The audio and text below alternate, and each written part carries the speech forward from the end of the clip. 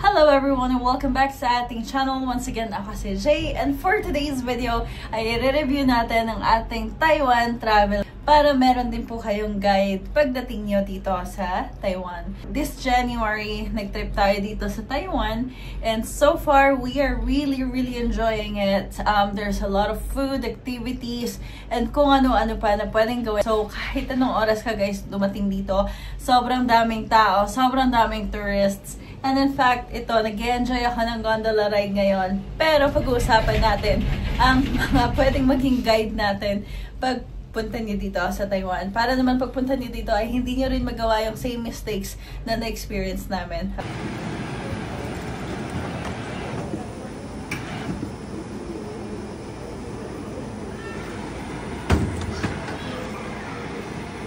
We have just cleared customs, and sa customs naman and immigration, wala naman sila masyadong tinanong lang kung merang i-declare or wala. Tapos pamilya tayo sa non-citizen line kung hindi ka taga rito, or kung taga rito ka, doon ka dumaan sa citizen line. Bali maganda dito sa arrivals natin dito sa Terminal 2 kasi paglabas mo, ayan, paglabas mo dun sa may customs and immigration, katabi lang dito yung Lucky Land. Tapos dito sa tabi niya meron naman yung Klook pocket wifi kung gusto nyo, at kung nag-avail kayo, magkakatabi lang siya dito guys, so hindi kayo mawawala. Basta paglabas nilang turn right sa Terminal 2 dito sa my North Meeting Point. Ayan, yan yung sign, North Meeting Point. Tapos merong Taiwan Lucky Land din dito kung saan i-claim yung price na pag nanalo kayo. Unfortunately, hindi kami nakaswerte this time, pero hopefully next time pagbalik natin. Ayan, so dito kukunin yung sa may Klook. Nagbook tayo sa Klook ng pocket wifi. Dito i-avail iyon. Tapos kailangan lang nila yung proof of yung purchase ninyo. So nag-aantay lang kami dito. At dahil nakarating kami ng 5:30 in the morning sa Taiwan, tumawag kami sa hotel and nag-a-ask kung pwede ba kaming makapag-early check-in and willing kaming magbayad. However, since the hotel is very full that time, hindi kami napayagan, pero pwede naman daw naming iwan yung baggages namin doon. Mind you, 3 PM pa ang check-in. Kaya nag-decide kami na mag-take na lang ng bus. Ang bus nga pala from Taoyuan International Airport all the way to Ximending can take about 2 hours. Kaya sabi namin, sige na nga. So nag-aantay tayo ng bus natin going to downtown or going to Ximending dito sa number 6 in Terminal 2. Terminal 2. Ayun. Akala namin dito kami sasakay, pero 1960 yung bus. 1961 yung inaantay namin, which is ito. Around 8 AM pa lang ito nung binaba na kami ng bus sa may Ximending area. Nakakatawa kasi napakaganda ng lugar. Ito yung very iconic na Rainbow Crossway kung saan nagpapapicture ang maraming turista. However, sinasampal na kami ng realidad ng jet lag, pagod, at syempre yung bigat ng bagahe namin. Iniisip ko, sana pala nag-book na lang tayo ng extra day para hindi na tayo kailangan mag-antay dito sa labas dahil wala ngang hotel.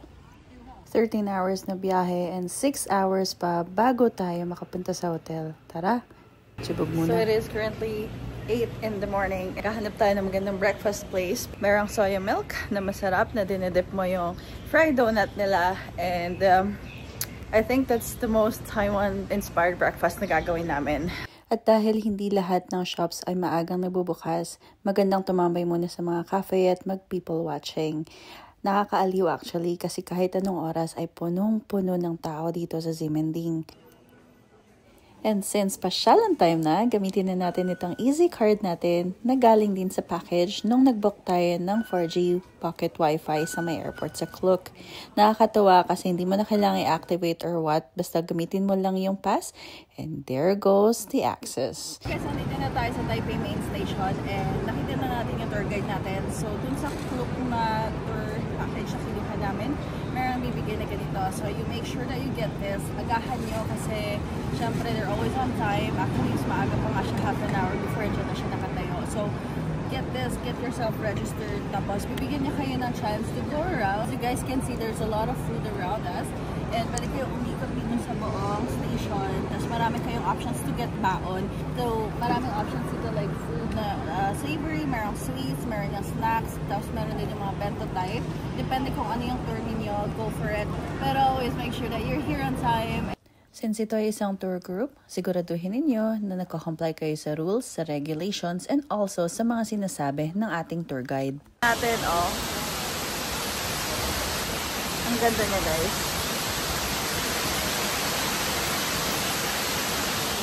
Ang safety ng bawat isa ang pinaka-priority ng bawat tour guide. Kaya siguraduhin natin na hindi tayo nagkukulit or nagiging problema pagdating sa mga tour groups.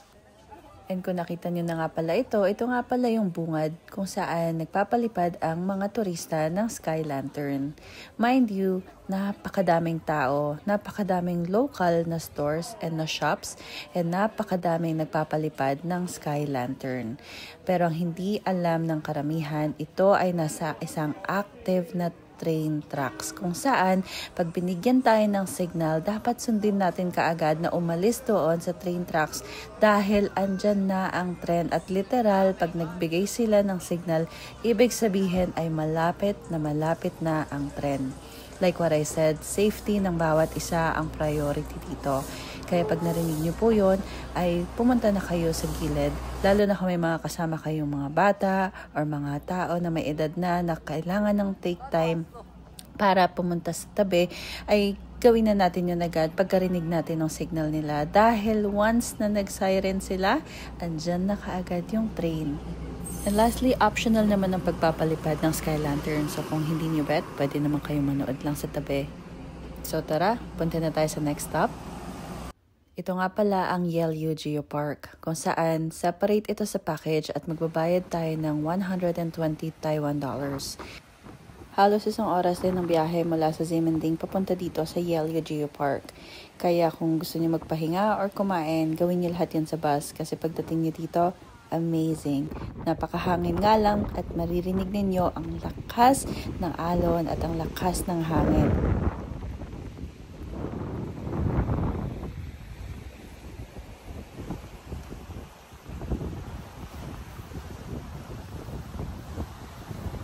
Marami rin palang mga uneven surface dito at maraming lakarin dito sa Yelyu Geopark. So kung may kasama kayong mga bata, mga bagets, or yung mga may edad na or sila lolo't lola or mga people with disabilities, you make sure to assist or guide them. Ay, ito sinasabing no crossing. Tapos ngayon may mga guard na sila. Sa mga napapanood kong videos, wala namang guard. Pero this one may guard na. Siguro maraming pasaway. This red line guys, huwag nyo lalagpasan. Kahit saan kayo makakita ng red line, huwag nyo i-cross kasi you're not only risking yourself, you're also risking other people kung nadulas man kayo. At syempre sa safety nila kayo. Just enjoy and be a very good and responsible traveler. And for our last stop, Chufan. Napakagandang lugar dito guys. Medyo challenging lang siya paakyat, pero marami naman tayong options. Lalo na kung kasama natin ang ating mga chikiting or sila lolo't lola. Mahirap kasi 300 stairs ang aakyatin natin dito. Pero may option naman tayo na mag-cab or mag-take ng local transit nila paakyat dun sa peak and maglalakad tayo pababa para makita yung view. And sa mga fanatics ng Spirited Away, ito ang secret spot. Yung tapat niya mismo. Sa Chufan, which is yung pinaka-famous na pinupuntahan nila. Ang ganda niya guys. So, kung gusto nyo ng better view dito sa may yung katapat niya na tea house, pwede kayo mag-order ng tea. Masarap dito yung mga tea nila. And at the same time, kung gabi kayo dito magti-tea, ayan, ang ganda ng view. Talagang core memory siya. So, enjoy it while you're here. At saka, nakaka-snack pa kayo. 300 steps yung inakyat namin papunta dito. Or you can take the cab, or you can take yung public transit nila. Pero for a fee, of course. So, since hindi naman magiging experience yung kung i-miss out mo yung stairs, talagang tinake namin ng stairs, pero sobrang nakakapagod. Anyways, enjoy the view.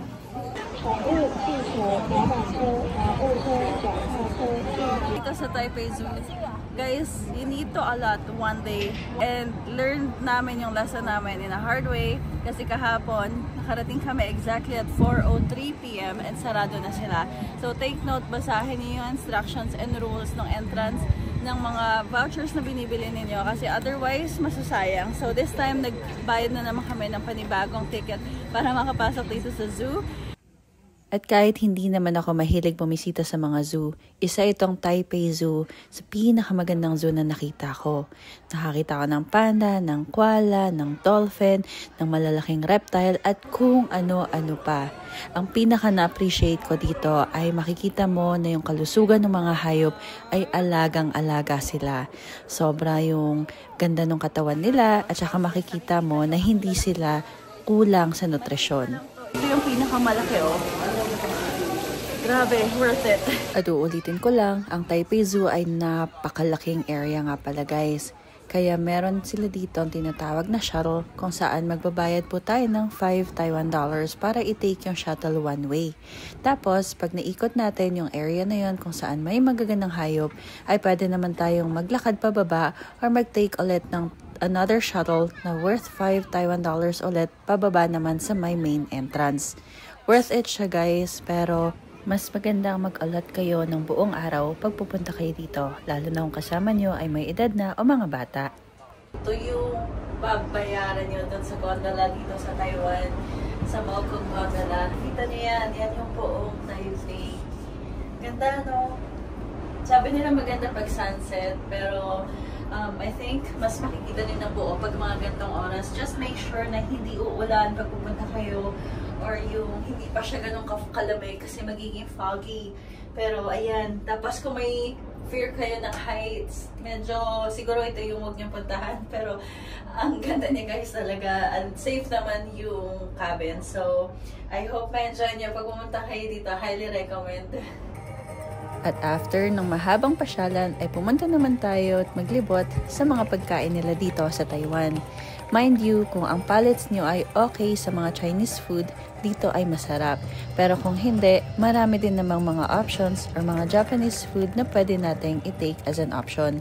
Ito nga palang Ximending, ganito siya ka-lively halos gabi-gabi. Kaya kung dito kayo nakastay at okay kayo sa ingay, go for it. Pero kung hindi, marami namang ibang options ng hotel na pwedeng pagstayhan.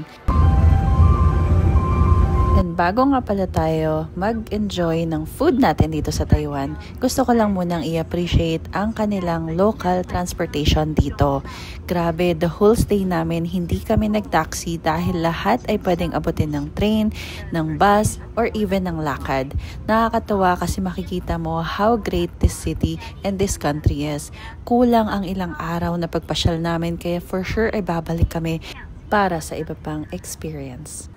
Dito sa Rauhe Night Market ay totoong punong-puno ng kainan at iba't ibang putahe na pwede nating tikman. Pero take note na pagpupunta kayo dito ay always just bring cash kasi hindi lahat ay nag-a-accept ng card at syempre yung maliliit na currency para mas mabilis masuklian. Ang realidad din ay mahirap humanap ng kainan kaya diskarte na lang sa mga sulok-sulok o sa mga gilid-gilid. Basta lagi mag-iingat. Isa pang dapat nating i-take note dito sa Taiwan, depende na lang kung anong season tayo pupunta, ay laging makulimlim at laging nasa forecast na uulan. So always bring a hoodie or a jacket, a payong or a raincoat. Ang isa sa pinaka nagulat ako dito sa Taiwan ay ang ibang banyo nila pala, ganito pa rin pala yung toilet seats na meron sila.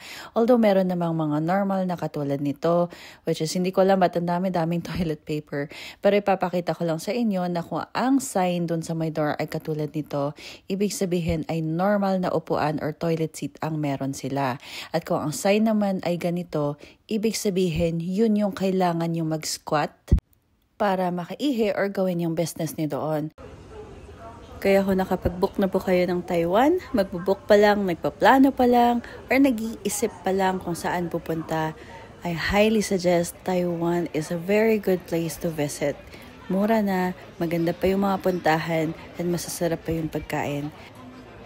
Bilang inyong Tagalog travel guide, ito ay isang certified turista spot kung saan pwede tayong pumunta as a solo, as a beginner, or as a group traveler. Marami pang pwedeng makita, marami pang pwedeng matikman. Kaya let's go! Thank you so much Taiwan. Thank you so much Taipei for having us. It's really a beautiful country. Hope na makapag-stay pa tayo ng mas mahaba pero babalik tayo. There's always a reason to come back. Thank you!